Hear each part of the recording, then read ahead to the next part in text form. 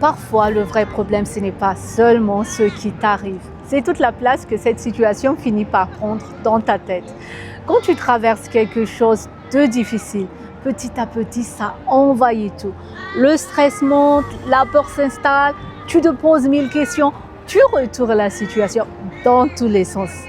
Et à force de voir que le problème, tu finis par croire qu'il est plus grand que tout le reste, plus grand que ton avenir, plus grand que tes rêves, plus grand que ta capacité à te relever. Pourtant, ce n'est pas parce qu'un problème est réel qu'il est définitif. Une porte peut se fermer sans que ton histoire s'arrête là. Tu peux prendre du retard sans avoir raté ta vie. Tu peux traverser une période difficile sans que cette période définisse ton avenir. Et parfois, ce qui ressemble aujourd'hui à une impasse devient justement l'endroit où Dieu va ouvrir un chemin auquel tu n'as même pas pensé. Ce qu'on trouve dans la Bible devant la mer Rouge, humainement, il n'y avait aucune issue. Le mur de Jéricho semblait impossible à tomber. Et pour Lazare, tout le monde pensait que c'était terminé pour lui.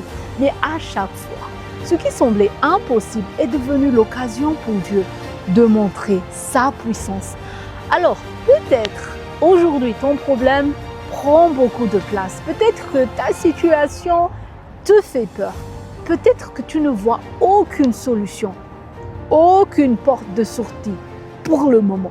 Mais ce que tu vois aujourd'hui, ce n'est pas forcément la fin de ton histoire. La maladie n'est pas plus grande que la puissance de Dieu.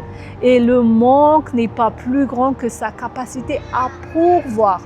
Pour une famille blessée, ce n'est pas hors de portée de sa grâce. Ce que tu traverses est réel.